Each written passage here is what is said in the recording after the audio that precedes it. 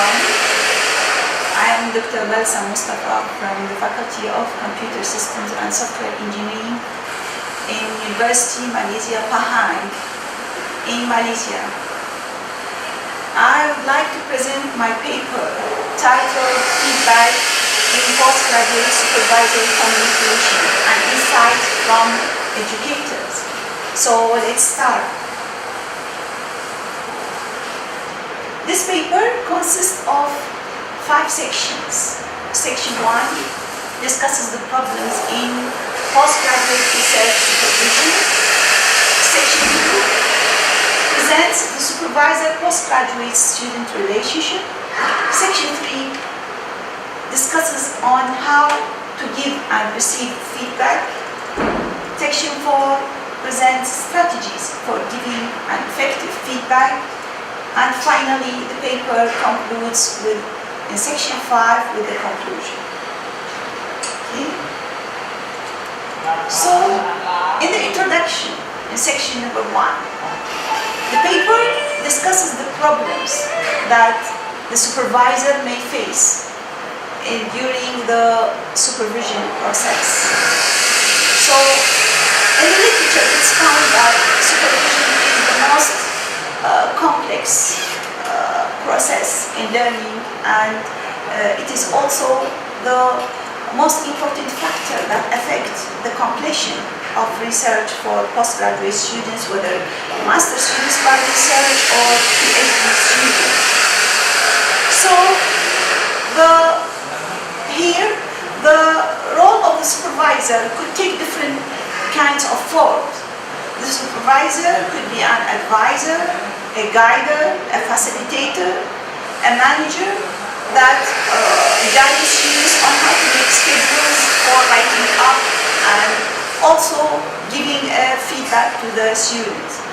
This paper focuses on one of the most important roles of the supervisor, which is providing feedback, constructive feedback to the student.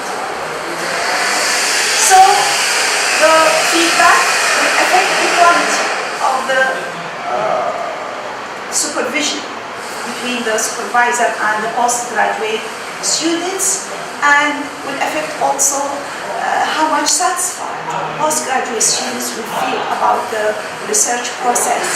This is because many studies have indicated the higher rates of failure of postgraduate research studies, and also that high figures of those who have completed their postgraduate study have completed it in a longer time, and also shows a high rate of dissatisfaction for those postgraduate students toward the period that they spend in doing their research.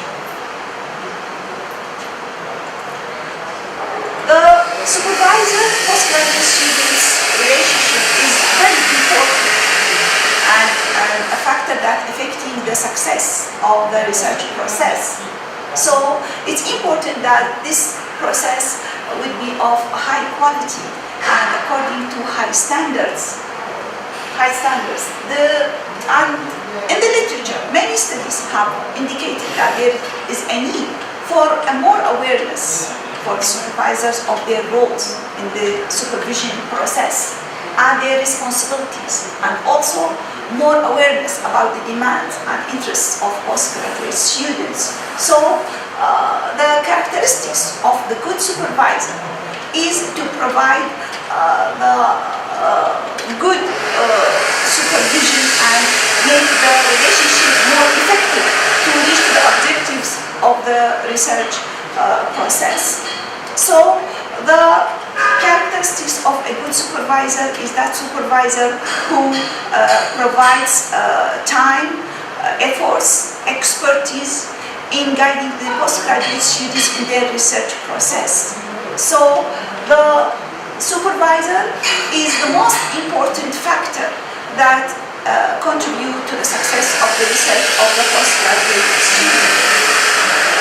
It is found in many studies that the constructive and and the timely feedback provided by the supervisor to their students help the students to do their research in a satisfactory way and express their satisfaction with the supervision process.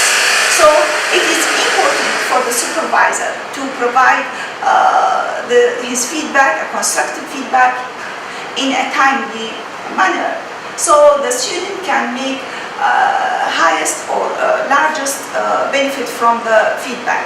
Feedback in general in the studies in the literature has been found very important to the students. Some studies have researched the undergraduate students, and it's found that for undergraduate students, they value feedback, they appreciate feedback, and they want to receive feedback from their supervisor. But at the same time, they feel disappointed when the feedback comes not in the time and at the time expected, and the feedback, for example, comes as a negative feedback, does not contain guidance for students on how to improve themselves and their work. This is most important, or more important, on the level of master and PhD students, because it will affect their research and makes them feel satisfied instead of disappointed, so they may even think of leaving the study. There are two types of feedbacks: a positive feedback and a negative feedback. Negative feedback emphasizes only the weaknesses in the student work. That means concentrate only on the shortcomings of the students, and may look sometimes that it is against the person itself, that means against the students itself. This kind of feedback may affect the relationship between the students and his supervisor, and may make the student feel disappointed in this relationship. On the other side, positive feedback emphasizes both the strength and weaknesses in the work of the student. So, in addition to the good things, also the supervisor may mention the weaknesses and shortcomings in the work of the students, but in a way that guide the students on how to make improvements to the work and what to do these improvements.